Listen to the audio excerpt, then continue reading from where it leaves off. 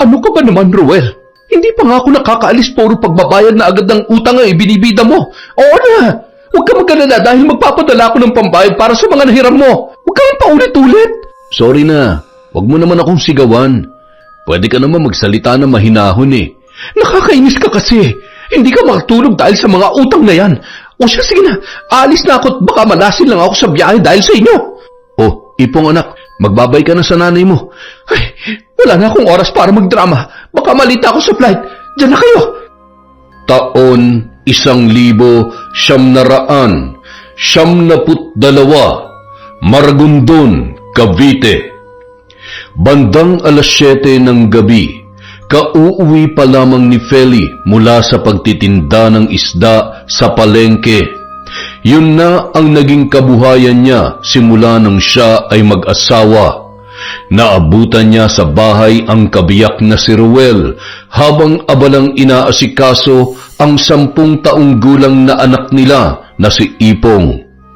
Halos kararating pa lamang din ng lalaki galing sa pagtatrabaho bilang isang construction worker. O mahal, nandyan ka na pala. Siguradong pagod at gutom ka na. Tamang-tama, nakapagluto na ako ng ulam natin. Ano pa nga ba? Huwag ka na nga maraming sinasabi dyan, Roel. Ang mabuti pa, ipagtimpla mo na lang ako ng kape. Sige, saglit lang. Bibisan ko lang muna tong si Ipong. Huwag kang mag-alala, ipagtitimpla kita ng masarap na kape. Oo na, ang dami mo pang satsat eh. Bilisan mo na dyan. Nay, kwentuhan niyo po ako Yung kaibigan ko kasi na si Dondon, palagi raw siyang kinukwentuhan ng nanay niya bago siya matulog eh. Tigil-tigilan mo nga ako, Ipong. Pagod ako at ayaw ko makipag-usap, okay? Manang-mana ka talaga dyan sa ama mo. Kung gusto mo, kayo na lang ang magkwentuhan mamaya. Matutulog ako na maagat, masakit ang buong katawan ko. Ipong anak, hindi bale. Ako na lang ang magkukwento sa'yo mamaya, ha? Pagpasensya mo na lang ang nanay mo, pagod na pagod lang yan. Nasaan na ba yung kape ko? Ang tagal naman. Tsaka, oo nga pala, Ruel, wala ka bang balak maghanap ng ibang trabaho? Yung mas malaki-laki naman sana ang kita. Baka uugod-ugod na tayo pareho eh. Construction worker ka pa rin. Tapos ako tindera pa rin sa palengke. Ay, lintik naman ang buhay to.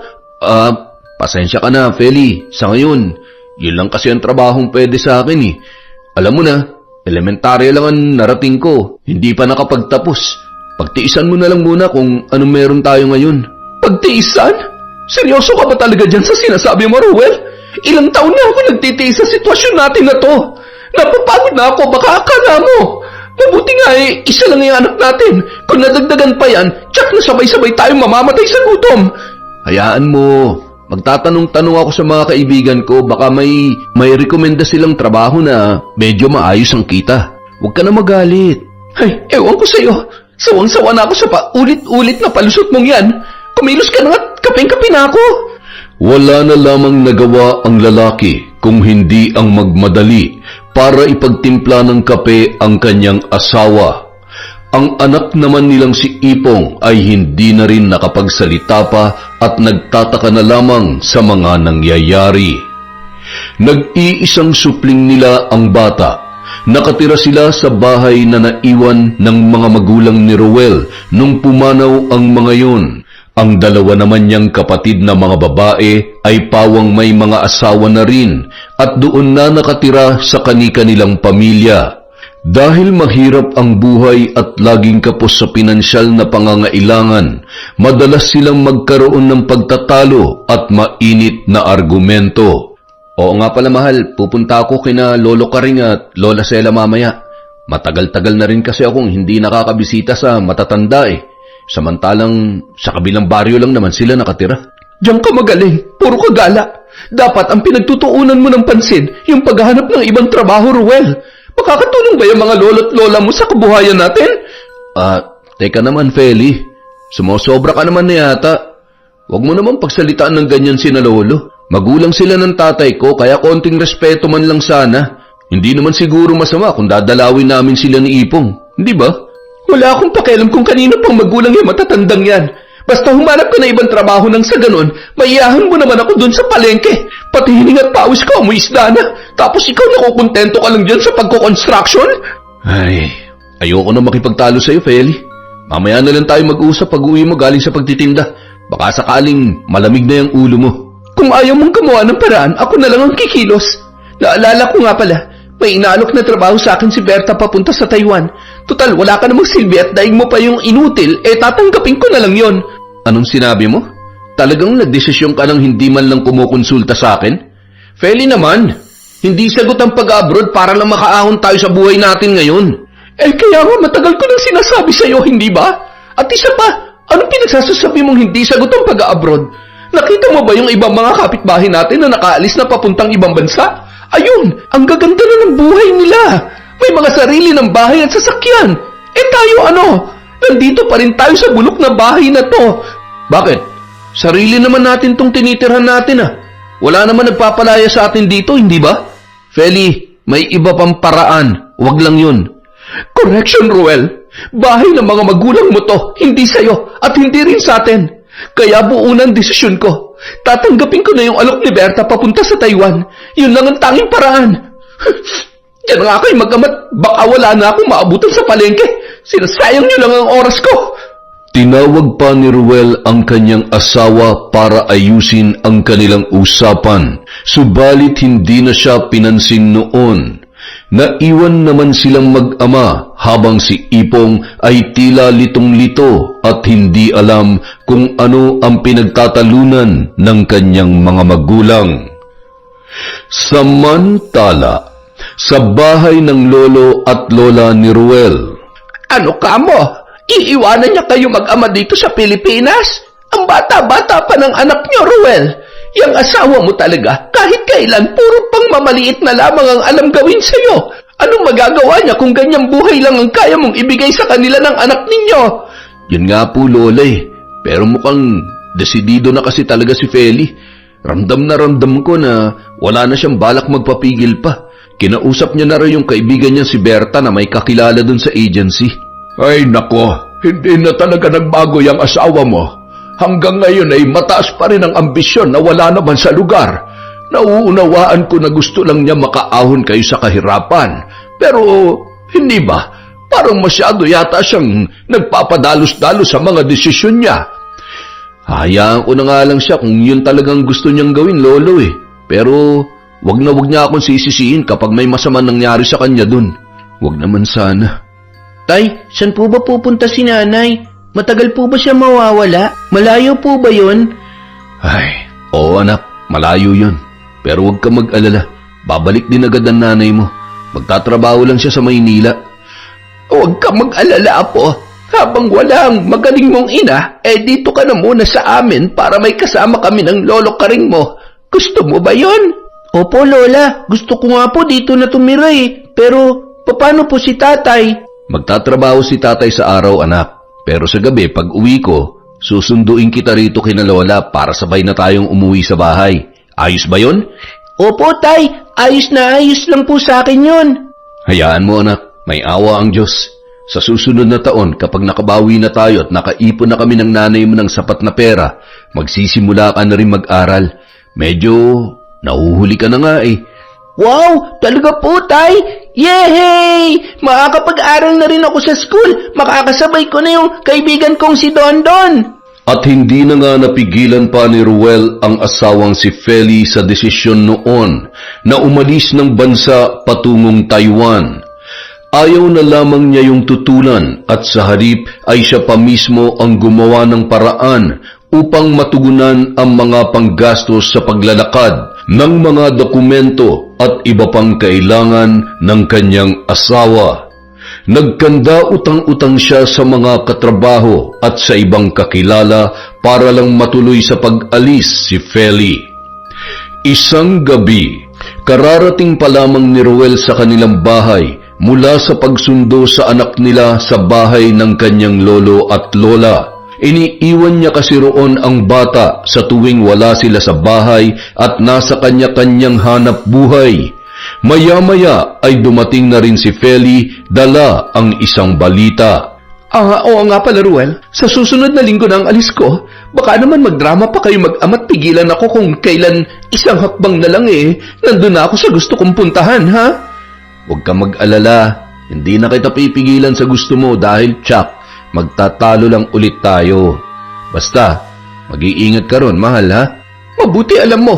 Isa pa nga pala, gusto ko lang ipaalala sa inyo ni Ipong na kapag naroon na ako, huwag kayong sulat ng sulat, ha? Trabahong ipinunta ko ron, hindi para makipagchismisan sa inyo sa papel. Sana'y nagkakaintindihan tayo. Oo, pero syempre, dapat sulatan mo rin kami dito. Baka naman, hindi mo na kami maalala kapag nandun ka na. Huwag mo nga akong bisitin, Roel. Baka sa halip na matuloy ako mabulilyaso pa ang pag-alis ko dahil dyan sa kanigahan ng utak mo. Basta susulat na lang ako dito at kukontak na lang ako kay Berta kapag may pagkakataon para balitaan kayo. Nay, bakit po hindi mo kasamang umalis si tatay? Tsaka bakit hindi rin ako kasama? Isa ka pang bata ka, oo. Hindi ako mamamasyal doon. Huwag kang tanong ng tanong dyan at wala ka pang alam sa mga nangyayari. Dagdag pabigat ka rin lang naman. Ay! Feli, ano ka ba naman? Huwag mo ang pagsalitaan ng ganyan ng anak natin. Wala ka na ba talagang pakiramdam? Hindi mo man lang ba iniisip na masasaktan yung bata sa mga pinagsasabi mo? Huwag ka lang, Wala pang muwang yung anak mong yan. Maliban na lang kung ipapaliwanag mo sa kanya kung ano yung ibig kong sabihin. Ay, ewan ko sa inyo. Manahimik na nga lang kayong dalawa. Pagpasensyahan mo na lang yung nanay mo, anak, ha? Huwag mong isipin yung mga sinabi niya kasi hindi totoo yun, okay? O siya, halika na. Lilinisan na kita ng katawan para makakain na tayo at makatulog ka na rin na maaga. Matapos yun, kumilos na ang lalaki para asikasuhin ang kanilang anak. Habang si Feli naman ay nagsimula ng kumain mag-isa na parabang walang pakialam sa kanyang mga kasama sa bahay. Napapailing na lamang si Ruel habang hawak ang kamay ni Ipong patungo sa banyo. Nung mismong araw ng pag-alis ni Feli, ipinaalala pa ni Ruel sa kanya ang mahalagang bagay kagaya ng pag-iingat at huwag makakalimot na sulatan sila ng kanilang anak. Idinagdag din niya ang tungkol sa pagpapadala noon ng pera na pambayad sa mga pinagkakautangan nila na ginamit para sa pagpuproseso ng kanyang mga papeles. Ano ka ba naman, Ruel? Hindi pa nga ako nakakaalis, puro pagbabayad na agad ng utang ang ibinibida mo. Oo na, huwag ka mag-alala dahil magpapadala ako ng pambayad para sa mga nahiram mo. Huwag kang paulit-ulit. Sorry na, huwag mo naman akong sigawan. Pwede ka naman magsalita na mahinahon Nakakainis ka kasi. Hindi ka makatulog dahil sa mga utang na yan. O siya, sige na, aalis na ako at baka malasin lang ako sa biyahe dahil sa inyo. Oh, Ipong anak, magbabay ka na sa nanay mo. Ay, wala na akong oras para magdrama. Baka malita ako sa flight. Diyan na kayo. Dahil sa mga sinabing yon ng kanyang asawa, nasaktan si Ruel. Batid niyang ganoon na talaga ang ugali ni Feli, subalit ang hindi niya maintindihan ay kung bakit parang hindi na asawa ang turing nito sa kanya, base sa paraan ng pakikipag-usap noon. Ngunit hindi na lang siya nakipagtalo pa dahil ayaw niya na umalis ang asawa na meron silang samaan ng loob sa isa't isa. Makalipas ang 2 buwan, nakatanggap pa ng unang sulat si Ruel mula kay Feli. Nakasaad sa liham na maayos naman daw ang lagay ng babae at tatawag na lang siya kay Berta sa susunod na buwan. Subalit matapos yon ay hindi na muling nagparamdam at sumulat sa kanila si Feli. Iniisip na lamang ng lalaki na baka wala pang panahon at wala pang sapat na oras para sumulat sa kanila. Hanggang sa umabot na ng 4 na buwan ay hindi na sila muli pang nagkaroon ng balita sa kanyang asawa. Samantala, habang naglalakad ang mag-ama pauwi galing sa bahay ng kanilang mga lolo at lola, nakasalubong nila ang kapitbahay na si Aling Melba. Nagtitinda yon ng mga gulay at isa sila sa mga suki noon. Oy, Ruel, kumusta kayo? Hindi ka ba bibili ng gulay sa akin? Kunin mo na itong ampalaya na maubos na tong laman ng basket ko. Ay, oo nga pala. Balita ko nakalis na raw yung asawa mong si Feli, Talagang hindi na nagpapigil, ano? Ayos lang naman po kami, Aling Melba. Opo, nakaalis na nga po siya. Bali mag-4 na buwan na po siya ron sa Taiwan. Hindi pa nga sumusulat hanggang ngayon Baka sobrang busy lamang sa trabaho. Ganun ba? Hintayin mo lang, baka naman tumitsyempo lang yon para makapagsulat. kung bakit kasi hindi pa kayo magpakabit ng telepono para naman mapadali ang komunikasyon nyo sa kanya. Pero Ruel, hindi naman sa tinatakot kita, ha? Gusto lang kitang bigyan ng ideya tungkol sa mga ganyang sitwasyon. Marami ng mga balikbayan ngayon ang hindi na nakakaalala sa pamilya kapag nakaalis na ng bansa. Yung iba nga doon na rin humahanap ng bagong, alam mo na. Maraming salamat po sa paalala, Aling Melba. Pero sa tingin ko hindi naman po siguro magagawa yun ng asawa ko sa amin ng anak niya. Ay, hindi natin alam yan. Pero kalimutan mo na lang muna yung sinabi ko. Total 2 buwan pa lang naman siya roon. O siya, sige na. Tutuloy na ako at medyo lumalalim na rin ang gabi. Walang hiyang tsismosa yan. Sabing 4 na buwan na Natatawa at napapailing na lamang si Ruel nang muli silang magpatuloy ng anak sa paglalakad. Nung mga oras na yon, hindi pagdududa ang naramdaman at naisip niya tungkol sa asawa.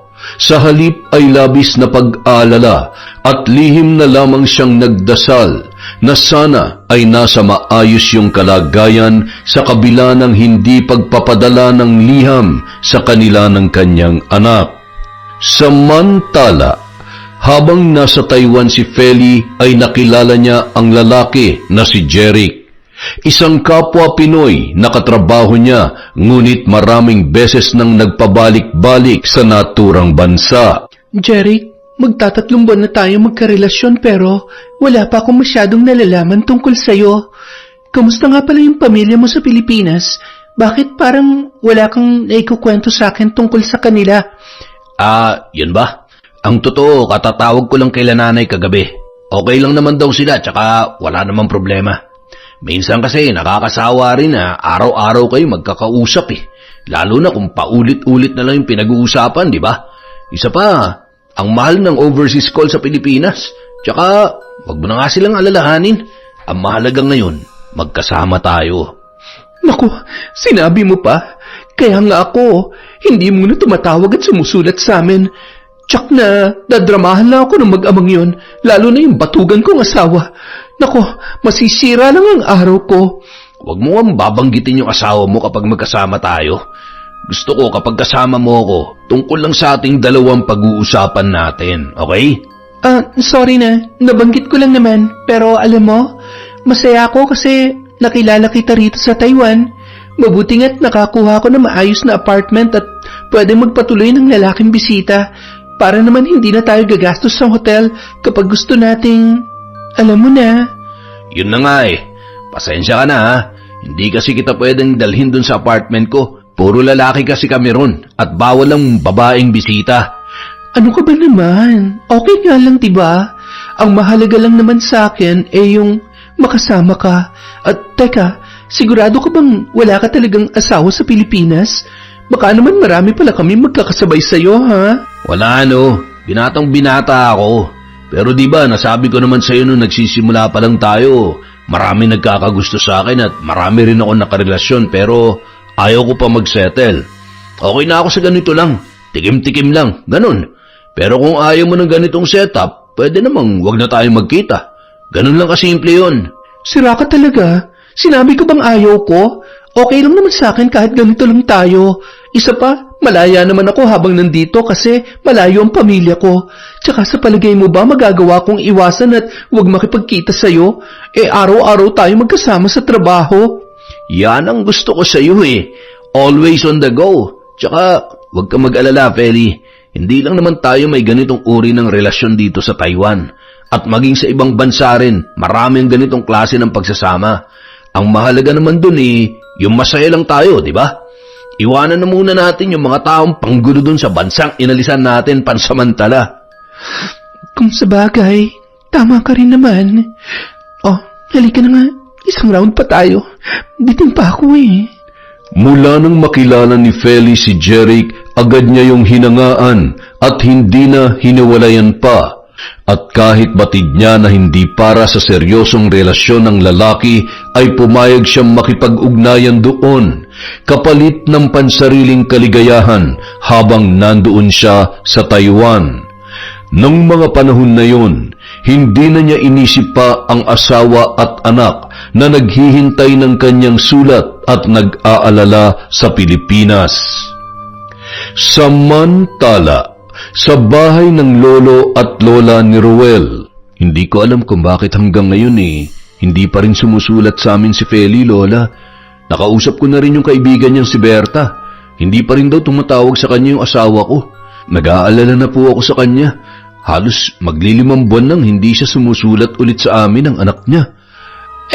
Kung hindi ba naman isa't kalahating engot yung asawa mo, Ruel, dapat siyang unang tumatawag kay Berta para ipaalaman lang sa inyo ng anak mo na maayos lang ang lagay niya roon nang sa ganun ay hindi ka nag-aalala ng ganyan.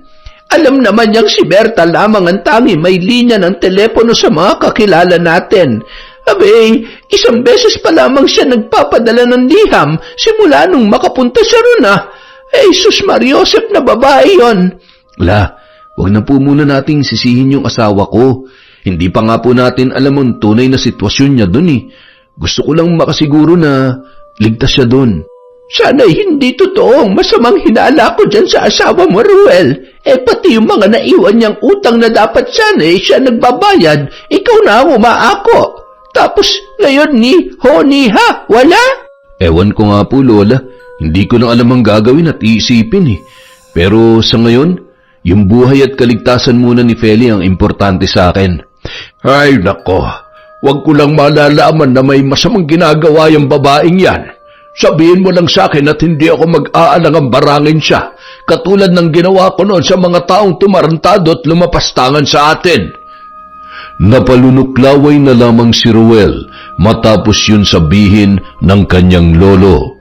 Batid niya kung ano ang tinutukoy noon at hindi lingid sa kanyang kaalaman ang mga nagawa na nitong pambabarang sa mga tao na nakaaway dahil sa pangwawalang hiya sa kanila.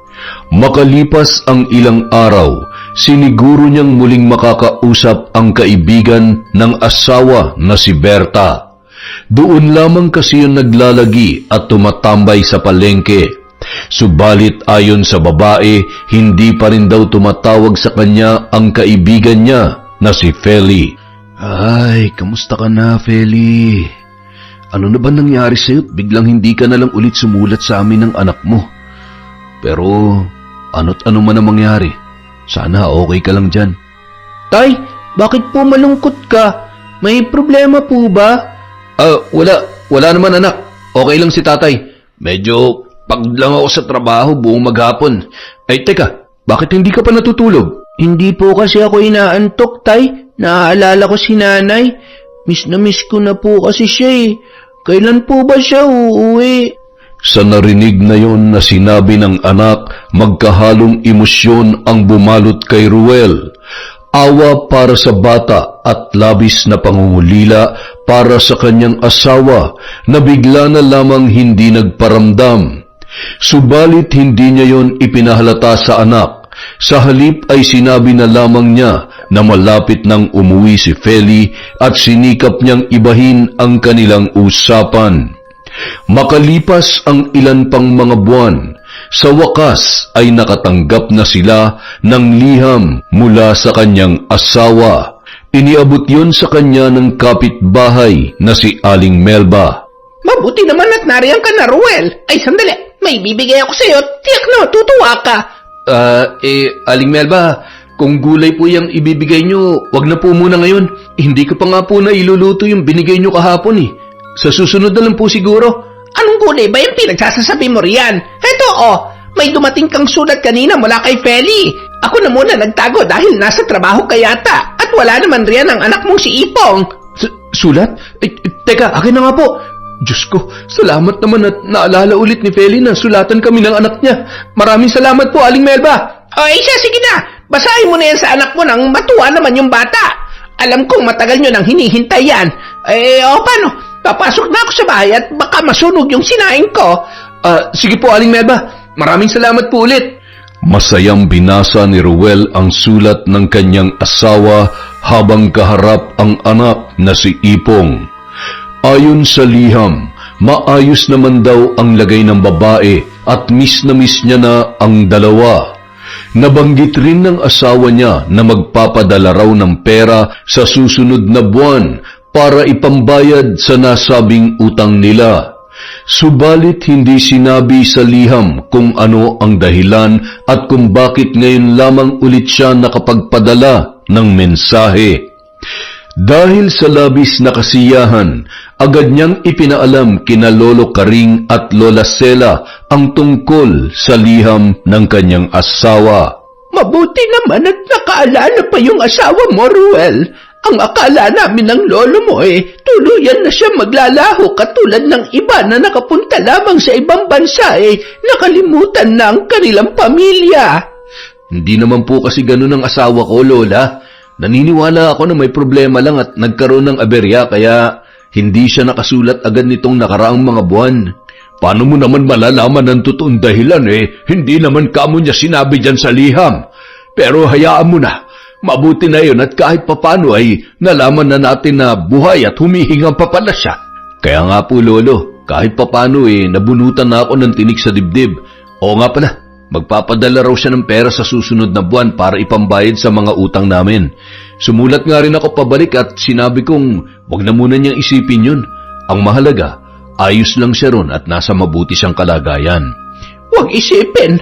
Tapos ano? Ikaw na naman ang mahihirapan at magkakandakuba para magbayad ng mga perang siya naman talaga ang nakinabang. Tama lang natulungan kanya magbayad ng mga yon. Mabuti sana kung nakakatulong sa inyo yung asawa mo dinaig pa niya yung kabuti, lulubog lilitaw. Hindi na lamang sumagot pa si Ruel.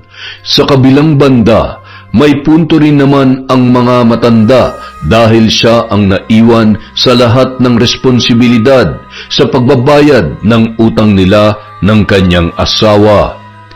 Makalipas ang isang buwan, tinupad naman ni Feli ang pangakong magpapadala ng pera. Ang iba roon ay ginamit ni Ruel para sa pangangailangan nila ng anak at ang natira ay iniipon niya para sa planong pagsisimulang mag-aral ni Ipong sa susunod na taon. Nagpatuloy ang komunikasyon nila ng asawa sa pamamagitan ng pagpapalitan ng mga sulat at naging madalas na rin ang pagpapadala noon ng pera sa kanila. Dahil doon, nakatapos si Ruel sa pagbabayad ng mga utang at naipagawa na rin ang mga sirang parte ng kanilang bahay. Nadagdagan na rin ang iniipon niyang pera para sa kanilang anak. Noong mga panahon na yun, mahigit 1 taon na si Feli sa Taiwan at ilang buwan na lamang ay matatapos na ang kontrata nito at babalik na sa Pilipinas. Samantala, nakausap ni Berta si Ruel at mayroon yung sinabi sa kanya. Ay, Ruel, buti at nakita-kita rito ngayon. Ay, oo nga pala, pumunta ka sa bahay bukas ng hapon, ha? Tumawag kasi yung asawa mo sa akin kagabi. Ang sabi, tatawag daw siya ulit bukas ng hapon at gusto kanya makausap. Talaga? Mabuti naman kung ganun. Ang hirap kasi kung sa sulat ko lang hihintayin yung mga sagot niya Ang tagal bago makarating sa amin. Maraming salamat, Berta, ha? Ay, sige, Ruel. Dito na lang tayo sa palengke magkita bukas para maisama kita sa bahay. Tuwang-tuwa naman ang lalaki sa sinabing yon ni Berta. Naisipan rin niyang isama ang anak na si Ipong nang sa ganun ay makausap rin noon ang kanyang ina. Nang mga panahon na yon, iilan lamang ang mayroong linya ng telepono sa kanilang lugar at isa lamang si Berta sa mayroon noon. Kaya bukod sa sulat ay yun lamang ang pinakamabilis na paraan sa pakikipagkomunikasyon kahit may kamahalan ang bayad. Kinabukasan. Hello, Feli, mahal? Ikaw na ba yan? Kumusta ka na? Sobrang miss na kita, mahal. Miss ka na namin ng anak mo. Ayos lang naman ako dito. I miss you too. Di ba, nasabi ko naman sa sulat na okay lang ako? Kumusta nga pala si Ipong? Si Berta nga pala, anong balita? Okay lang naman si Berta. Salamat naman at nagkausap rin tayo. Ang tagal kasi kung sulat lang tayo aasa. Sana, mahal, dalasan mo naman ang pagtawag dito kay Berta. Oo nga pala, kasama ko si Ipong. Gusto ko raw makausap. Ay, ano pa nga bang magagawa ko nandyan na yan. Pero sige, wag lang masyadong matagal at baka lumaki yung babayaran ko sa bill ng telepono. Agad namang inabot ni Ruel sa anak ang telepono para yun naman ang makausap ng kanyang ina. Tuwang-tuwa ang bata na halos mapaiyak pa nang marinig ang boses ni Feli. Subalit ilang saglit lang, tila biglang lumungkot ang mukha noon at muling iniabot sa ama ang telepono. Tay, kakausapin daw po kayo ni nanay. Wala na raw po siyang sasabihin sa akin Ganun ba? O siya, sige anak, akin at ako na lang ang kakausap. Hello, Roel. Kaya ako tumawag dahil gusto ko lang ipaalam sa inyo na uuwi na ako. Tatapusin ko na lang yung natitirang 4 na buwang kontrata ko rito. Tsaka baka hindi na rin ako makapagpadala ng pera at hindi na rin ako makasulat. Talaga, mahal? Sa wakas, magkakasama na rin tayo. Makakasama ka na rin namin ng anak mo. Okay lang kung hindi ka na makakapagpadala. Nakaipon naman ako kahit paano mula rin sa mga naunang ipinadala mo Oh, siya, sige na. Ibababa ko na to at marami pa akong gagawin. Ha? Teka, akala ko ba na-miss mo na rin kami ng anak? Hindi na natapos pa ni Ruel ang dapat sana ay sasabihin dahil narinig niyang ibinabana ng nasa kabilang linya ang telepono. Malungkot man, nakadama pa rin siya ng kasiyahan sapagkat kahit sa maikling sandali, muli nilang nakausap ang kanyang asawa. Matapos yun ay nagpasalamat na siya kay Berta bago umalis. Sa kabilang banda, pagkababa ng telepono ay kausap naman ni Feli si Jeric.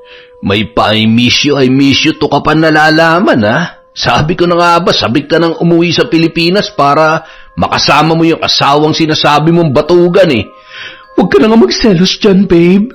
Siyempre, arte lang yun. Para hindi siya magduda na may ibang kinakasama ko rito. Para isipin niya na siya talagang mahal ko at wala nang iba. Sa palagay mo ba, hindi pa nagdududa yon sa tagal mong hindi sumulat sa kanila? Idinaan mo lang talaga sa pagpapadala ng pera no? Siyempre, hindi na mag-iisip ng masama yun kapag natanggap na yung padala mo.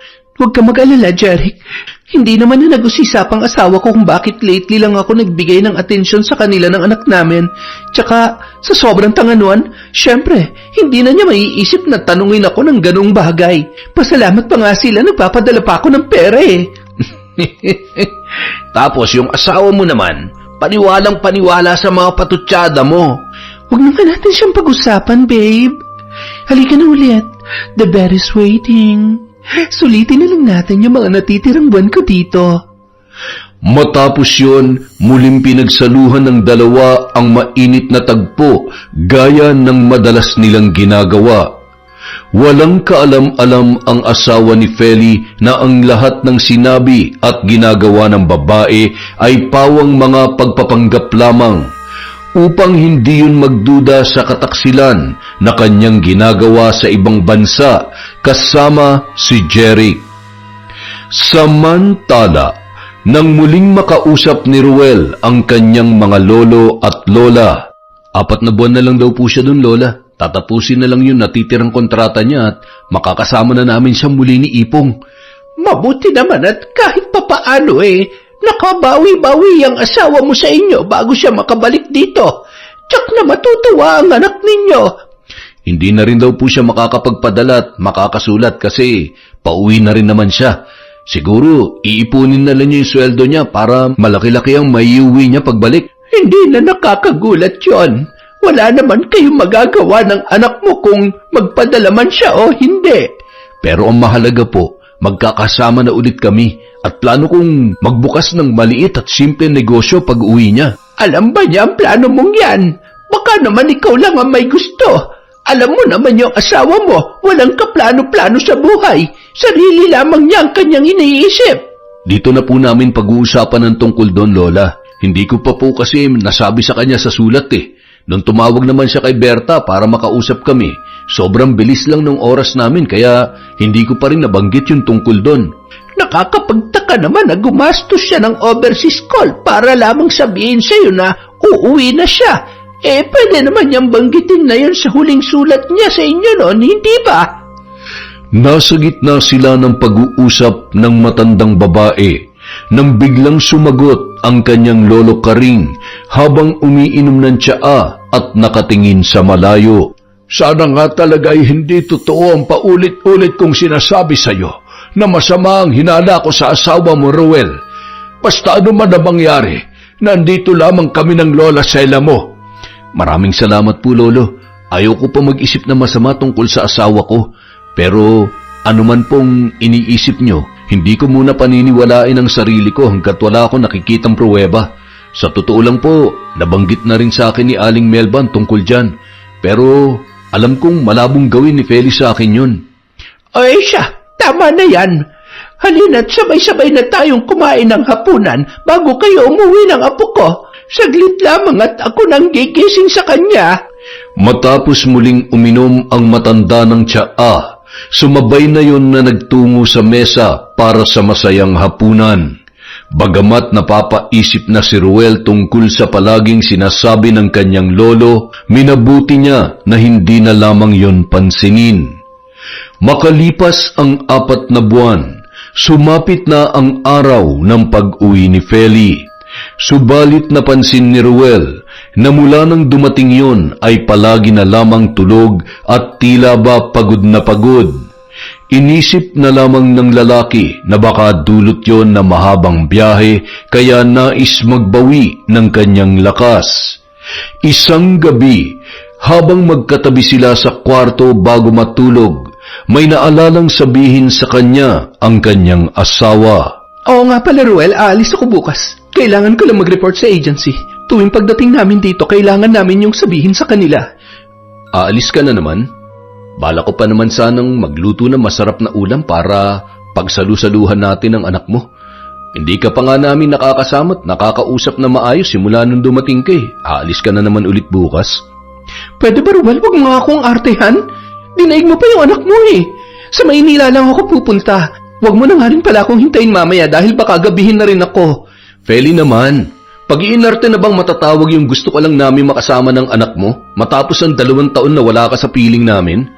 Hindi mo ba alam na palagi kang tinatanong sa akin ni Ipong kung saan ka nagpunta at kung ano nangyari sa'yo noong mga panahon na nasa abroad ka at wala man lamang paramdam sa amin dito? Ay nako, eto na naman tayo. Akala ko ba nagkaintindihan na tayo tungkol dyan, Ruel?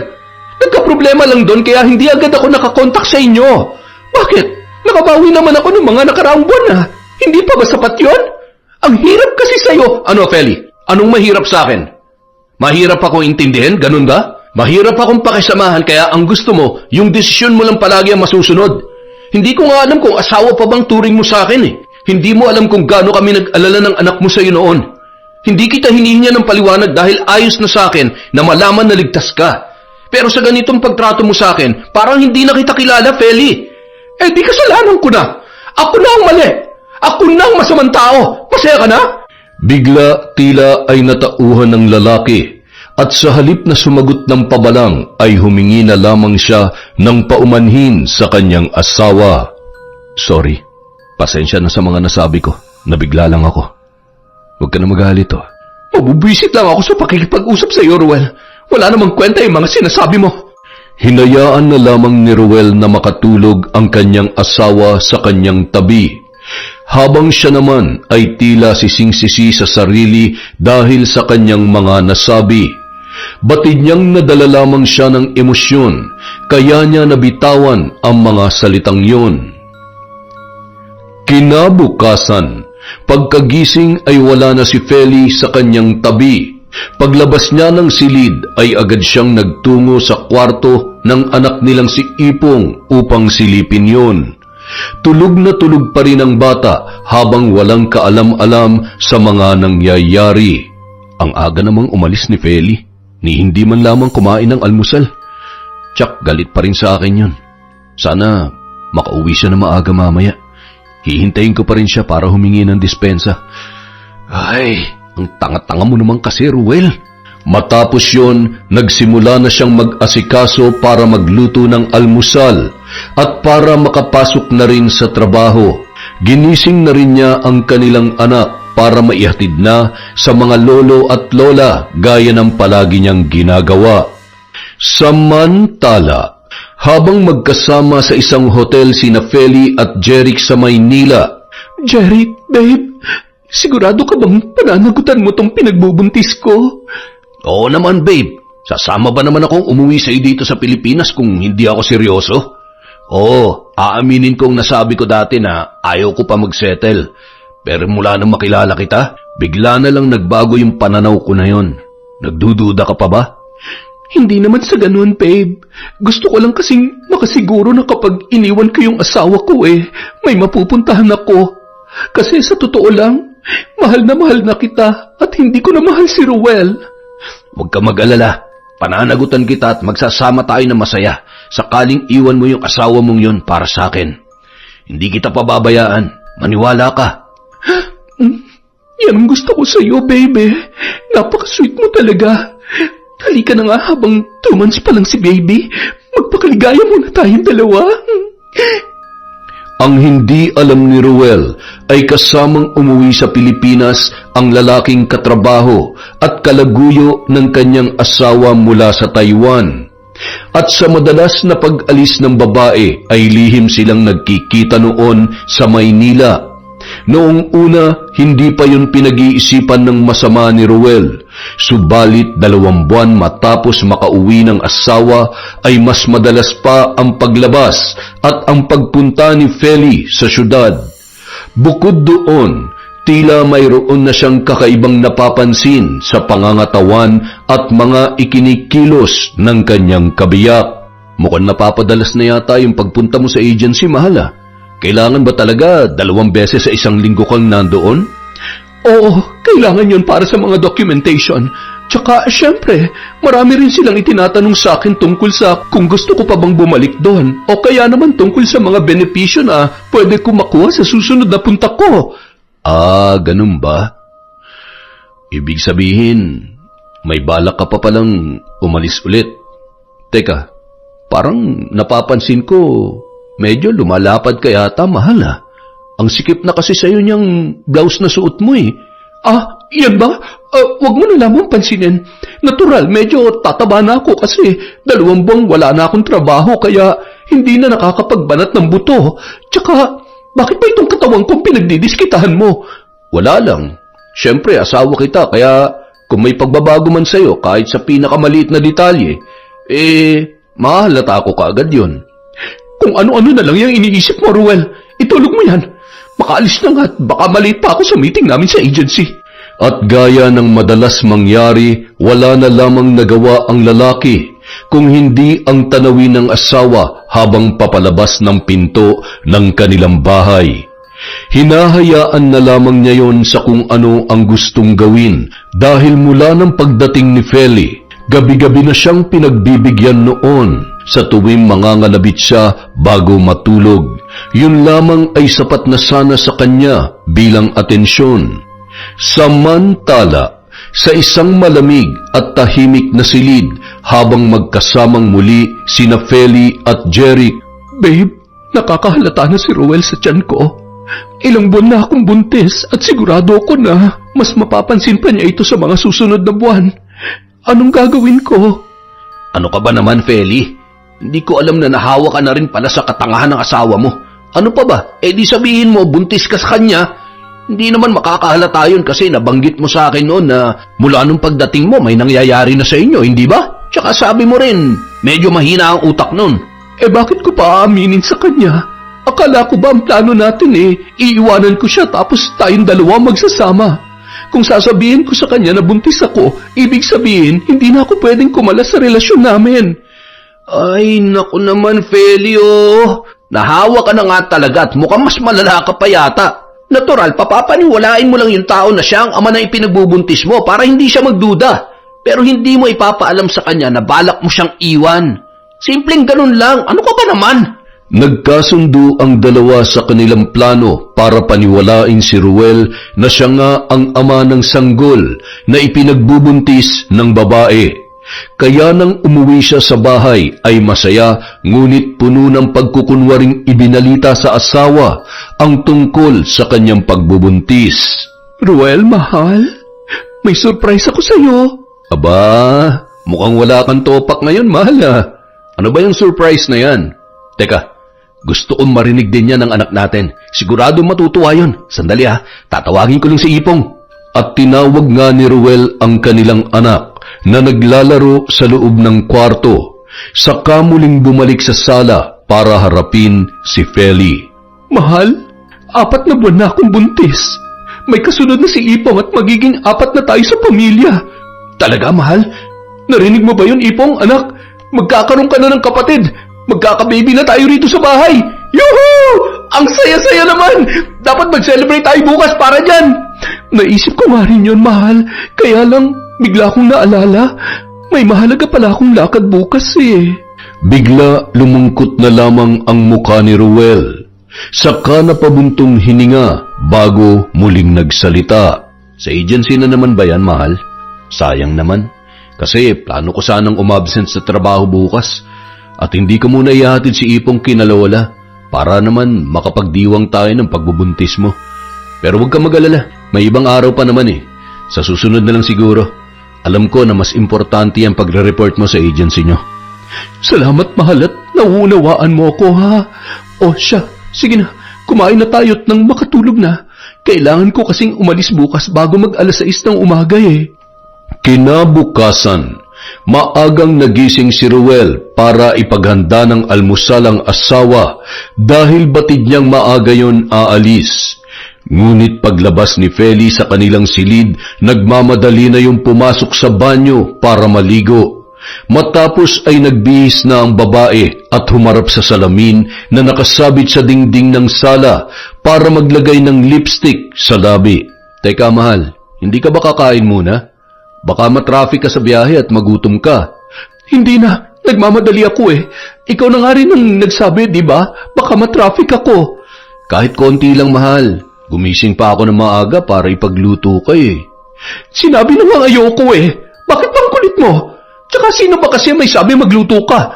Hindi naman kita inutusan ah. O siya, alis na ako, hinihintay na ako sa opisina. Matapos yun sabihin, agad nang dinampot ni Feli ang handbag na nasa ibabaw ng sofa. Ngunit hindi niya na napansin na may nahulog mula roon dahil nagmamadali na siyang lumabas ng bahay.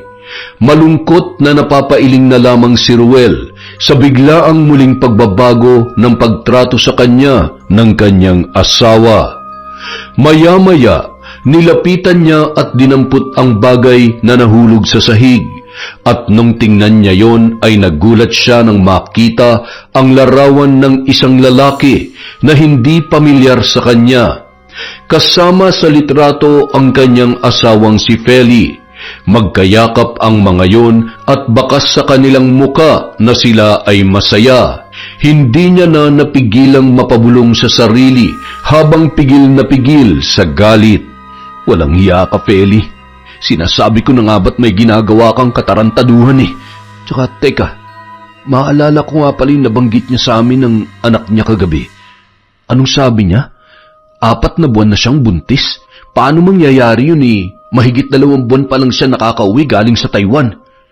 Humanda ka sa akin mamaya, hayop ka. Mag-uusap tayong dalawa.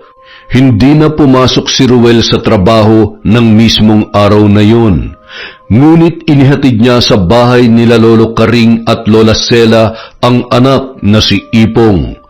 Plano niyang doon muna ang bata hanggang sa matapos niyang kumprontahin ang taksil niyang asawa. Ayaw niya kasing marinig ng anak nila ang anumang mapag-uusapan nila ni Feli. Ipong, anak, dito ka muna kina Lola hanggang bukas ha. Huwag ka mag-alala, susunduin naman kita rito pagkagaling ko sa trabaho. Ayos ba yon? Sige po, Tay. Hihintayin na lang po kita rito bukas. Isasama mo po ba si Nanay magsundo sa akin? Anak, kasi may pupuntahan ng nanay mo eh. Oo, tama. May importante siyang lalakarin kaya hindi ko rin siya maisasama bukas. Bakit? Ayaw mo bang si tatay na lang ang magsundo sa'yo? Siyempre po, gusto ko.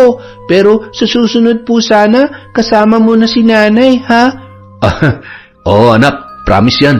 Sa susunod, 2 na kami ng nanay mo na susundo sa iyo rito kina lolo't lola. Ipagluluto ka pa namin ng paborito mong spaghetti. Napayakap na lamang ang bata sa kanyang ama bago humalik sa pisngi, saka lumapit kay Lola Sela na noon ay nakaupo sa tumba-tumba. Katabi noon sa nakahiwalay na silya si Lolo Karing. Sigurado ka ba na mag-o-overtime ka lang sa trabaho kaya mo iiwan dito si Ipong, ha, Ruel? Opo Lola. Kulang po kasi kami sa mga trabahador bukas. Kailangan na raw madaliin yung ginagawa naming gusali kaya kailangan mag-overtime. Isa pa, kailangan na daw po kasing madaliin yun eh. Sige. Kami na muna ang bahala rito sa anak ninyo. Teka, ano ba kasi ang importanteng lakad ng asawa mo pati ang nag-iisang anak ninyo ay hindi niya man lamang mabantayan? Hindi naman sa tumatanggi kami ng lola mo na alagaan itong apo namin. Nagtataka lamang kami kung bakit palaging umaalis siyang si Feli, kahit mula pa nung umuwi siya buhat sa ibang bansa. Lo, ganun po talaga kapag galing sa abroad. Pagbalik mo rito sa Pilipinas, kailangan mo mag-report sa agency mo anumang oras ka ipatawag. Kagaya ng ginagawa ni Feli ngayon, kaya madalas siyang umaalis. Ay, ewan ko sa'yo. Siya sige, mag-iingat ka. Huwag mong alalahanin dito ang anak mo dahil ligtas at hindi namin siya pababayaan.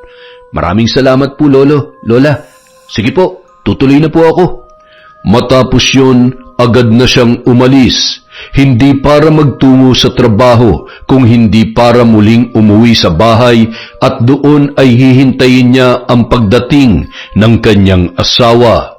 Batid niyang pawang kasinungalingan ang mga sinabi niya sa matatanda, subalit mas minabuti muna niya yon hanggat hindi pa sila nakakapag-usap ng kanyang kabiyak at wala pa siyang tiyak na impormasyon mula rito. Samantala, habang magkasabay na kumakain sa isang karinderya ang magnobyong sina Feli at Jeric. Alam mo ba, babe? Paniwalang-paniwala ang mokong na sa kanya tong ipinagbubuntis ko. At eto pa ha, matatawa ka talaga. Gusto pa mag-celebrate kami ngayon kung hindi ba naman isang katerbang katangahan ang isinasaksak sa utak niya. Ngunit kahit halos sumigaw na ang babae sa pagkukwento ay tila ba walang naririnig ang kasamang si Jeric. Sa halip ay nakatutok lamang ang mga mata noon sa pagkain na nasa lamesa. Kaya naman, kinalabit pa yon ni Feli. Uy babe, okay ka lang ba? Bakit parang napapansin ko yata? Mukhang kanina ka pa walang kibo dyan. May problema ba? Ano ka mo? Sorry, medyo hindi ko lang narinig yung mga sinabi mo kanina eh. Pero pwede mo namang ulitin eh. Nakakawalang gana ka namang kasama. Kanina pa talaga kita napapansin na parang wala ka sa sarili. May problema ba tayo, Jeric? Ano bang problemang sinasabi mo? Huwag kang makulit. Okay lang ako. Pagod lang siguro to. Kumain na nga lang tayo. Sorry na. Sige, hindi na kita kukulitin. Sige, kumain na nga lang tayo. At dahil hindi na nagagawa magsiping ni na Jeric at Feli dahil madalas hindi maganda ang pakiramdam ng babae, maaga silang naghiwalay nung araw na yun. Agad namang umuwi si Feli para makapagpahinga dahil pakiramdam niya ay pagod na pagod siya dahil sa mahabang biyahe mula Maragondon, Cavite papunta sa Maynila at nagbalikan pa. Nang makarating sa bahay, naabutan niya ang asawang si Ruel na nakaupo sa sofa at tila siya ay hinihintay. Madilim ang ekspresyon ng mukha noon at tila galit sa kanya. Hindi niya yon pinansin at nagpatuloy na lamang siya papasok sa kanilang kwarto. Subalit agad na hinawakan ni Ruel ang kanyang braso nang mapadaan siya sa tapat nito. Saan ka nang galing, Feli? Yung totoo, ayoko ng kasinungalingan. Ano ikaw, Ruel? Ano ba? Nasasaktan ako! Bitawan mo ang braso ko! Totoo bang sa agency ka lang ninyo palagi nagpupunta sa tuwing umalis ka rito? Ha? Oo! Saan pa ba ako pupunta? Ano bang ibig mong sabihin? Sinungaling! Ruel, parang awa mo na. Huwag mo akong saktan, please. Baka may masamang mangyari sa anak natin. Anak natin? Bilog na ang ulo ko at huwag mo nang bilugin pa, Feli. Paano magiging anak natin yan? Gayong ang sabi mo kagabi, 4 na buwan ka ng buntis. 2 buwan ka palang nakakauwi ng Pilipinas. Paano magiging 4 na buwan na kaagad yan?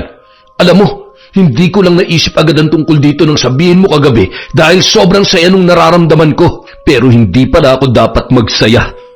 Umaming ka nga sa akin. Sino ang lalaking kasama mo sa litratong ito? Ha? Ipinakita ni Ruel kay Feli ang larawan na nadampot niya sa sahig at nanlaki ang mga mata ng babae nang masaksihan yon.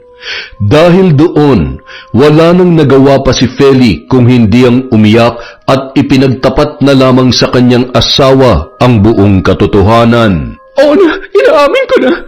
Hindi ikaw ang ama ng batang ito. Mayroon akong katrabaho na nakarelasyon ko habang nandun ako sa Taiwan. At siya ang tunay na ama ng batang ito, si Jeric. Hayop ka! Wala kang kwentang tao! Alam mo, kung hindi ka nang buntis ngayon, baka pinagpira-piraso ko na yung buong katawan mo! Hindi mo na kailangan gawin yan dahil aalis na ako sa bahay na ito. Magsasama na kami ni Jeric dahil yun naman talagang plano namin. Sawang-sawa na ako sa buhay na nararanasan ko sa iyo, Ruel. Walang pagunlad, paulit-ulit na lang. Aalis ka? Sige, umalis ka na makita mong hinahanap mo. Bakit? Anong gagawin mo? Ipapabarang mo ako sa lolo karing mo? Sige, gawin nyo! Akala mo ba matatakot ako? Sana pala hindi na lang ako bumalik dito at nagtiis sa'yo. Sana sumama na lang ako kay Jeric. Matapos yun sabihin ay agad na nag-empake ng kanyang mga gamit si Feli. At kahit halos 10 oras na ng gabi ng mga sandaling yun, at nagdadalang tao pa ang babae, ay tuluyan niya nang iniwan ang asawang si Ruel, kahit nagmamakaawa yun sa kanya. Makalipas ang halos 15 minutos ay mag-isa na lamang sa bahay ang lalaki. Bakit mo nagawa sa akin to, Feli? Minahal naman kita at ginawa ko lahat para lang masunod ang mga gusto mo. Mahal na mahal ka namin ng anak natin. Bumalik ka rito, parang awa mo na. Simula noon, tila nawalan na ng pag-asa sa buhay si Ruel. Madalas na siyang naglalasing at hindi na rin niya magawang sunduin ang anak sa bahay ng kanyang lolo at lola. May mga pagkakataon na hindi na rin siya kumakain, sa halip ay puro alak na lamang ang laman ng kanyang sikmura. Isang araw, lasing na lasing siyang nagtungo sa bahay ng 2 matanda. Doon ikinuwento niya ang lahat na nangyari mula sa pagtataksil na ginawa sa kanya ni Feli hanggang sa ginawa nitong pag-iwan sa kanila ng kanyang anak na si Ipong. Gulat na gulat at halos hindi naman makapaniwala ang 2 matanda. Ay nako, bakit ngayon mo lamang ito sinabi? Kaya pala ilang araw nang hindi mo nasusundo itong si Ipong dahil palagi kang lasing. Ang walang hiyang babae na yon, nakuha pang magtaksil samantalang hindi naman siya naging mabuting ina sa anak ninyo. Nagkatotoo na nga ang sinasabi ko. Pero hayaan mo ng babaeng yon, Apo. Ako na lang ang bahala magturo ng leksyon sa kanya. Alam mo ba ang buong pangalan ng lalaking nakabuntis sa asawa mo? Mga hayop sila. Hindi ko akalaing magagawa sa akin, Feli, ang bagay na to sa kabila ng pagiging tapat at mapagmahal kong asawa sa kanya. At tungkol naman po sa buong pangalan ng lalaki, hindi ko po alam, pero meron akong larawan nila na magkasama. Mas mainam. Kung gano'n ay dalhin mo sa akin at ako na ang bahalang trumabaho sa mga walang hiyang yon. Sabihin mo lang kung kailan at kung anong oras. Hindi ako magdadalawang isip na simulan ng ritual ng kamatayan na igagawad ko sa kanila. Tay, bakit po kayo umiiyak? Ano po bang nangyayari? Nasaan po si nanay? Di ba, sabi mo isasama mo siya magsundo sa akin pagbalik mo rito at magluluto ng spaghetti? Bakit po wala si nanay? Halos maghalo na ang laway, luha at sipon ni Ruel sa labis na pag-iyak habang dahan-dahang nilalapitan ang kanilang anak na si Ipong. Hindi niya alam kung paano ipapaliwanag sa bata ang biglaang pag-alis ng ina at ang pagtataksil nito sa kanila. Ngunit wala na siyang nagawa pa kung hindi ang sabihin na lamang ang katotohanan. Ipong anak, wala na nanay mo. Iniwan niya na tayo. Sumama na siya sa ibang lalaki. Yung lalaki nakabuntis sa kanya. Po? Di ba po baby natin yun? Kapatid ko po yun, hindi ba? Bakit ibibigay niya sa iba? Sa sinabing yun ng bata ay mas lalong napahagulgol sa pag-iyak si Ruel. Halos maubusan na siya ng hininga dahil sa samot-saring emosyon na nararamdaman ng mga sandaling yun. Kaya naman, ang matandang babae na ang umakay kay Ipong para dalhin sa tabi nila at paupuin.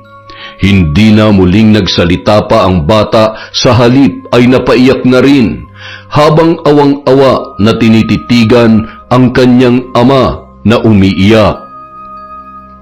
Kinabukasan, Sigurado ka bang ayos ka na talaga, Apo? Kaya mo na ba talaga ulit magtrabaho? Opo, Lola. Maraming salamat po. Nakatulog naman ako na maayos kagabi. Siya nga po pala, hindi ko na muna ulit susunduin si Ipong mamaya, Lola. Hindi ko pa po kayang isama siya sa bahay ngayong wala na rin ang nanay niya. Babalik lang po sa alaala ko yung sakit eh. Kung yan ang nais mo, nauunawaan ka namin ng lola mo. Basta wag mong kakalimutang dalhin sa akin ang litratong sinasabi mo. Hindi ko mapapalampas ang ginawang yun sa ni Feli. Sige po, Lola. Tutuloy na po ako. Babalik na lang ako mamaya para bisitahin si Ipong at ihatid sa inyo yung hinihingi ninyo. Matapos yon ay umalis na si Ruel. Subalit muli, hindi siya sa trabaho nagpunta kung hindi doon sa bahay nila para sariwain at muling alalahanin ang lahat ng alaala na pinagsamahan nila ng mahal ngunit taksil niyang asawa. Doon ay nagsimula siyang uminom mag-isa habang hawak-hawak ang larawan ni Feli at ng lalaking kanyang kalaguyo. Tahimik na umiiyak at panakanaka ay napapasigaw sa pinaghalong labis na sakit at galit para sa dalawa. Maya-maya pa, isang desisyon ang naisip niyang gawin. Yun na lamang ang pinakamagagawa niyang paraan para maibsan at makatakas sa lahat ng pait at hinagpis na idinulot ng kanyang asawang si Feli. Nagtungo siya sa kusina at doon ay kinuha mula sa lalagyan ang kutsilyo at nanlilisik ang mga mata na tinitigan yun. Tandaan mo to, Feli. Tandaan nyo ng kabit mo tong ginawa nyo sa akin. Kung magagawa kong hilahin kayo sa hukay hanggang sa kabilang buhay, gagawin ko. Mahal na mahal kita, pero hanggang dito na lang siguro tayo. Matapos yun sabihin, hiniwa niya ng hawak na patalim ang bandang pulsuhan ng kanyang braso. At maya-maya lamang, dahan-dahan siyang bumagsak sa sahig. Nabitawan pa niya ang hawak na larawan at nahulog yon sa kanyang tabi. Ilang minuto pa lamang ang nakalilipas nang magtungo sa bahay nila ang ginang na si Aling Melba para maghatid ng gulay kagaya ng nakasanayan noon. Subalit laking gulat niya sa nakita at halos hindi makapaniwala. Ay, Diyos ko! Ruel, ano nangyari sa'yo? Bakit nakahandusay ka riyan sa sahig? At, teka, dugo! May dugo sa katawan ni Ruel! Tulong! Tulungan niyo kami! Halos hindi magkanda-ugaga ang mga kapitbahay na nag-uunahang nagsipuntahan sa bahay ng lalaki nang marinig ang pagpalahaw ni Aling Melba. Matapos ay nagbilin siya sa isa nilang kapitbahay para bantayan si Ruel. Goreng, dito muna kayo at huwag niyong iiwan si Ruel, ha? Pupuntahan ko lang ang lolo at lola niya sa kabilang baryo. Kailangan nila malaman na nangyari sa apo nila. Nagmamadaling umalis ang ginang at naiwan doon ang pinagbilinan niyang lalaki kasama ang iba pa nilang nagmamalasakit na kapitbahay. Ang ilan sa mga yon ay agad na tinalian ng tela ang sugat ni Ruel upang kahit papaano ay maampat ang paglabas ng dugo mula roon. Makalipas ang 20 minuto, nakabalik na si Aling Melba kasama ang matandang si Lolo Karing. Hindi na sumama si Lola Sela dahil yon ang nagbabantay sa anak ni Ruel na si Ipong sa kanilang bahay. Ay, sus Mariosep na bata ito, oo. Ano pang pinagagagawa mo sa buhay mo? Pakiusap, buhatin niyo siya at dalhin dun sa bahay namin sa kabilang baryo nang malapatan ko ng lunas ang kanyang sugat. Magmadali kayo at baka matuyuan ng dugo si Ruel. Ay, Diyos ko, ano ba nangyari at bakit nagawa niya ang bagay na ito? Nagtulong-tulong ang ilan sa mga kalalakihan na naroon para buhatin si Ruel at maisakay sa tricycle na pagmamay-ari ng isa rin sa kanilang mga kaibigan. Ngunit nang maiwan si Lolo Karing sa loob ng bahay, nakita niya ang larawan na nakalapag sa sahig at may bahid ng dugo ng kanyang apong si Ruel. Tahimik siyang tumangis habang dinadampot ang nasabing litrato habang umuusal ng mga salita. Mga hayop at walang kahihiyan, tingnan lang natin kung hanggang saan kayo dadalhin ang inyong kataksilan. Matapos yun sabihin, isinilid niya sa bulsa ang nakuhang larawan at nagmamadali na rin siyang lumabas ng bahay. Saka inilak ang pintuan. Sa labas ay nakita siya ni Aling Melba at kinausap siya noon. Manong Karing, nandito na ho yung tricycle na maghahatid sa inyo pa uwi. Halina ho kayo. Agad namang sumakay ang matanda at mabilis na umandar ang tricycle papaalis. Nang makarating sa bahay, naabutan niya ang asawang si Lola Sela na ginagamot ang sugat ni Ruel, habang ang lalaki naman sa awa ng Diyos ay nagkamalay na ng mga sandaling yon. Ang anak naman niyang si Ipong ay mahimbing na natutulog sa loob ng kwarto ng matatanda. Nagmamadaling nagtungo sa kanilang kwarto si Lolo Karing at may kinuha yun sa ilalim ng kanilang papag. Isang kulay kalawang na lumang baul na hugis kahon ng sapatos. Paglabas ng silid ay umupo ang matanda sa tabi ni Ruel. Ipinatong sa kandungan niya ang lumang baul at pagkuway nagsalita na naman si Ruel sa hirap na boses. Lolo, alam ko pong malaki ang naging kasalanan ni Feli sa anak namin at batid kong kaya niyong kitlin ang kanyang buhay anumang oras gamit ang inyong kakayahan. Pero pakiusap po, huwag niyo na lamang po siyang idamay. Buntis po si Feli at ayoko rin na madamay ang sanggol na nasa kanyang sinapupunan. Kung maaari po sana, yung lalaki na lang niyang parusahan ninyo. Bahala na kayo kung anong gagawin niyo pero gusto ko siyang mawala sa landas namin mag-asawa. Naniniwala akong kahit ganun si Feli, mabuti pa rin ang kanyang kalooban. Napatitig sa mukha niya si Lolo Karing. Tila tinatantya ng matanda kung sigurado na ba ito sa kanyang mga huling tinuran. Kasunod ay kinuha ng kanyang lolo ang litrato na inilagay noon sa baul kanina at itinaas. Saka umusal ng impit na mga dasal na siya lamang ang nakakaintindi. Saglit na tumigil sa pag-oorasyon ng matanda at binuksan ang naturang baul. Doon ay kinuha niya ang isang bilugang garapon na napapalibutan ng alikabok. Ngunit kita pa rin ang itsura ng loob noon. Nakalagay roon ang mga pinaghalong insekto, patay na gamo-gamo, mga uwang na may matutulis na sungay, at kulay itim na likido na hindi nila matukoy kung ano.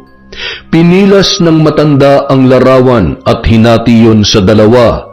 Ibinigay niya kay Ruel ang bahagi na naroon si Feli, at ang parte naman na nandoon ang lalaking si Jeric ay isinilid niya sa garapon na may mga patay na kulisap. Pagkalagay ay agad niya yung muling tinakpan at biglang nagsigalawan ang mga naturang insekto sa loob. Kasunod ay ang mga orasyon ng mga tila sinaunang salita. Samantala, makalipas ang ilang araw, habang magkasama sina Feli at Jeric sa tinutuluyang apartment. Hindi ko na rin alam ang gagawin ko, Jeric. Ilang doktor na ang nilapitan natin pero wala naman sila makitang sakit sa katawan mo. Pero bakit ganito? Biglang lumobo yung ari ko at halos puputok na. Tapos tuwing gabi, parang may malakas na ugong ako naririnig sa tenga ko. Sobrang sakit at hindi ako makatulog. Gawa mo ng paraan to, Feli.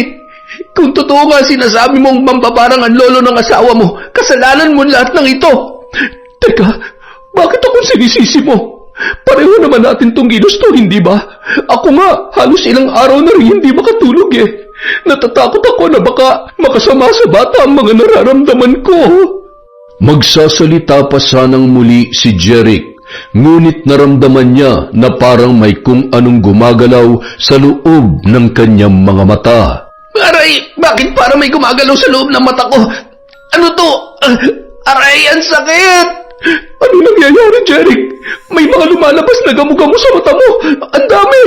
Diyos ko po, patawarin niyo kami sa mga kasalanan namin. Ngunit hindi pa man natatapos ang babae sa kanyang mga sinasabi, muli siyang nagulat nang makita ang malalaking uwang na nagsilabasan sa bibig ng lalaki at may mga matutulis na sungay ang mga yon. Mabilis na nagpupulasan at kinakagat ang muka at labi ni Jeric. Aray ko! Ang sakit ng labi ko! Yung mukha ko parang napupunit na! Tulungan mo ako, Peli! Halos hindi makapaniwala si Feli sa mga nangyayari, lalo na nang makita niyang kinain na rin ng mga gamo-gamo ang mata ng kanyang katipan, hanggang sa pumulandit mula roon ang nana at dugo na nagdulot ng masangsang na amoy. Nagkandasuka na lamang si Feli at sa halip na tulungan ng lalaki ay nagmamadali siyang lumabas ng silid. Ngunit bago pa man siya tuluyang makaalis, narinig niya ang malakas na sigaw ni Jeric kasabay ng paglabas ng kulay itim na malapot na likido mula sa bibig at tainga noon. Bago tuluyan nalagutan ng hininga, nandilat ang mga mata ng babae sa kanyang nasaksihan. Hindi niya inaasahan na hanggang doon aabot ang pambabarang ng lolo ni Ruel na hindi niya noon kinatatakutan at pinaniniwalaan. Matapos yun, lupaypay siyang napaupo sa sahig habang umiiyak at nagsasalita. Patawarin mo ako, Ruel. Patawarin niyo sana ako ng anak natin. At sana, mapatawad din ako ng lolo't lola mo sa paghamon ko sa kanilang kakayahan. Ngayon ko lang napagtanto na mali at malaking kasalanan na nagawa ko sa inyo. Nasa ganoon siyang sitwasyon nang maramdaman na tila may kung anong tumutubong butlig sa kanyang muka. Unti-unti parang tumitibok yon na animoy may kung anong gustong lumabas mula sa loob. Hanggang sa nagsilabasan na nga ang mga maliliit na palaka na agad nagsitalunan. Nagsiputukan din ang kanyang mga sugat hanggang sa bumulwak ang kulay berde at malagkit na likido. Ito na yata ang katapusan ko. Hindi! Tulungan niyo ako! Ruel, tulong! Akmang tatayo na sana si Feli para humingi ng tulong sa labas, ngunit maging ang mga binti at paa niya ay nagkaroon na rin ng sugat na parabang naaagnas na. Kahit hirap, pinilit niyang tumayo upang kumuha ng tuwalya na ipantatakip sa kanyang sugat-sugat at tila nasusunog na muka. Kailangan kong puntahan si Ruel at sila Lolo Karing. Hihingi ako ng tawad sa kanilang lahat. Hindi ako pwedeng mamatay ngayon. May kailangan pa akong isilang na sanggol. Diyos ko, patawarin niyo sanang lahat ng nagawa kong kasalanan. Paika-ika siyang naglakad at kumilos para ihanda ang sarili at bumiyahe mula sa Maynila patungo sa bahay ng mga lolo at lola ng kanyang asawa. Wala man lang kasiguruhan kung mapapatawad pa siya ng mga yon, ngunit ginawa niya pa rin ang lahat para sumubok. Dahil sa kanyang itsura, iniiwasan siya ng sinumang makakakita at kanyang makakasalubong. Ilang mga bus at jeep din ang hindi siya pinasakay dahil inakala ng mga yon na nawawala na siya sa kanyang sarili. Mabuti na lamang may isang driver ng bus ang naawa at nagmagandang loob na pasakayin siya patungo sa lugar na kanyang pakay. Samantala, Nang marating niya ang bahay ng matatanda ay naglulumuhod siyang pumasok sa may tarangkahan. Nakita naman siya ni Ruel na kasalukuyang nagkakape sa terrace at agad siyang sinalubong na halos hindi makapaniwala. Feli, ikaw nga ba yan? Diyos ko, salamat naman at pinakinggan ni Lolo ka rin yung hiling ko sa kanya na huwag kang idamay. Patawarin niyo ako ni Ipong Ruel. Ngayon alam ko nang mali ang lahat na nagawa ko. Patay na si Jeric at natatakot akong baka ako nang sumunod kung hindi ako maglulumuhod para humingi ng tawad sa inyo kasama ang lola at lola mo. Inaamin ko na ang lahat ng mga kasalanang nagawa ko. Pangako, magbabago na ako. At sana bigyan mo pa ako ng isa pang pagkakataon. Babawi ako sa inyo ng anak natin. Nasa ganoon silang tagpo nang lumabas ng pinto si Lolo Karing. Kasunod naman niya ang asawa at ang batang si Ipong. Sabay-sabay silang napatitig kay Feli na noon ay nakaluhod pa rin sa lupa habang magkasalikop ang dalawang kamay na paulit-ulit na humihingi ng tawad sa dalawang matanda at sa kanilang anak. Hindi ako may hawak ng buhay mo, Feli. Kaya wala rin akong karapatang kitlin yon. Maliban na lamang kung pinili mong gawin ko yon. Subalit dahil narito ka at inaamin ang iyong mga pagkakamali, gayon din ay handa kang bumawi sa lahat. Kaya pinapatawad na kita. Sana'y magsilbing aral sa iyo ang nangyaring ito, Feli. Tandaan mo palagi, hindi maiaayos ng isa pang pagkakamali ang nagawa mong mali noon. Makontento ka kung anong buhay lang ang meron kayo at kung ang gagawin mong solusyon ay makakasira lang din sa pamilya mo. Mas mabuting pag-isipan mo munang maigi bago mo gawin. Maraming salamat po, Lolo Karing, Lola Sela.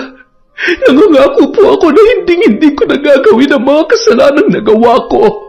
At sinisiguro kong magiging mabuti na akong ina at asawa sa aking pamilya. Halika na, Feli. Hinihintay ka na ng anak nating si Ipong. Ipong, anak, ito na ulit si nanay, oh. Bumalik na siya sa atin. Nay, ikaw po pala yan? Bakit ganyan ang itsura nyo? Ang dami nyong sugat at parang nakakadiri. Wala ito, anak. Kagat lamang ito ng lamok. Halika nga rito, payakap si nanay. Nang magyakap ang mag-ina, nakisali na rin sa kanila si Ruel. Ilang saglit pa, tila nagdahilan lamang na nawala na ang mga sugat sa katawan ni Feli. Nanumbalik sa dati ang kanyang balat at tila walang anumang nangyari. Nay, alam mo, sabi ni tatay, sa susunod na balik mo raw, 2 na kayo magsusundo sa akin, tapos ipagluluto mo daw ako ng spaghetti. Totoo po ba yon? Oo, anak. At sa pagkakataong ito, hindi na aalis si nanay. Magsasama-sama na tayo dito, pangako yan. Tsaka, magkakababy na rin tayo, di ba? Magkakaroon na ako ng kapatid. Sa sinabing yon ng kanilang anak, isa-isa silang nagkatinginan. Maging ang matatanda ay napabaling rin sa kanila habang kapwa nakangiti. Maya-maya pa, si Ruel naman ang nagsalita. Oo anak, magkakaroon ka na ng kapatid. Aalagaan mo siya ha? Ikaw ang kuya kaya ikaw ang puprotekta sa kanya. Muli nagtapos sa mahigpit na yakap ang usapan nilang yon. Bago masayang pumasok sa loob ng bahay para simulan ang buhay na masaya, walang takot at wala ng galit sa puso ng bawat isa. Yun! Happy New Year po sa inyong lahat! Muli, nagbabalik ang kwentong Enteng. Welcome 2026! At dahil dyan, meron tayong shout out. Simulan po natin kay Lent TV, hi kay LDAPS, kay Vicky Yabut, kay Salvacion Genzola, kay Marideth Hurilia, hi kay Ami Viray, kay Medelina, shout out kay Jelena Amanda, kay Sydney Crosswind, kay Gina Realiza, kay Jeng Realiza, at Regina Rose Castillo. Hi po kay Jubel Baldonasa, sa Gumok Family, Lumayam Family, at kay Erza Scarlett, Ate Che, Kuya Jay, Kuya Archie at Tatay Apollo from Rosalyn Gumok. Hi po kay Jessie Mefanya, kay Irma Umali, kay Pureza Tagiwalo, Yolanda Beher, Celia Tolentino, Mirna Castro, kay Baby Gabriela Divine, happy birthday po! Sorry late na. Love na love ka daw ni Cataleja Soto. Hi po kay Julie Tapang, Consolacion Alvarez from Annalisa Diga. Hi kay Zilfa Hara Reichardt at Tats765. Hello din po kay Robert Crimen, kay Rhea Abanza, kay Beth Mercado, kay Kim Bara, kay Josie Aniban, Jerlyn Arbado, kay Aray Mix 17. Hi kay Mariam Duca, kay Lizelle Goleta, kay Darkman. Hi din po kay Chenny Ocol, kay Febe Ranyada, kay Lani Lagilayan, sa Amamang Pang family at kay Agnes from Jackie De Milan, kay Darling Dafielmoto, hi po kay Roxanne Diga, kay Vilma Bautista, sa Buendia family, Paraton at Lampasa family from Lucy Buendia. Hi din po kay Elizabeth Dungka, kay Virgie Latore, kay Gemma De Ocampo, kay Annalie Untayaw from Bahrain. Hi din po kay Annalisa Chico Diga from Consolacion Alvarez. Hi kay Regan Machico, Shauma TV, Rose Da Bakel. Hi po kay Elsa Havinya, kay Hana Maylin Sesgundo, sa Marzan Umayam family, kay Ninang Remy, Tita Lydia from Jessica Sobremonte. Hi po kay Rosemary Casonete, kay Joy Yatutab. Hi kay Yana Marie Kubangbang, kay Nympha Arcal, kay Finky Rusi 14. Hello po kay Edgardo Fontanilla, kay Mea Espiritu, Maria Grace Grefalja, kay Manny Maniego, kay Ramil Fariolin, kay Elenita. Hi kay Liza Agodo, kay John Chris, kay Christine Victorino, Kim Poy Feliciano, kay Joy Aniban, kay Jennifer Camacho, Virginia Pontillas. Shout out po kay Cherry Mukbanger ASMR, kay Norsen TV, Charlene Gumansing, Janet De Castro from San Pedro, Laguna. Hi kay Marian Laborte, kay Sheena Enriquez, kay Gay Somodio, Yasden Love, Sonia Ramil from Bahrain. Hi po kay Rosemary Lagunsad, kay Cute Survivor from Japan. Hi kay Nita Canillas, kay Lynn Reyes, Ruby 41 at SG, kay Josephine Marcaida, kay Chantal Vlogs, Sergey R. Bernabenario Jr. Happy New Year po, sir. Kay Jessica Rojas, sa mga hindi po natin nabate, marami pa po tayong video. Again, maraming salamat po mula sa Kwentong Enteng. Happy New Year. Is Maniego at kay Jocelyn Tolentino.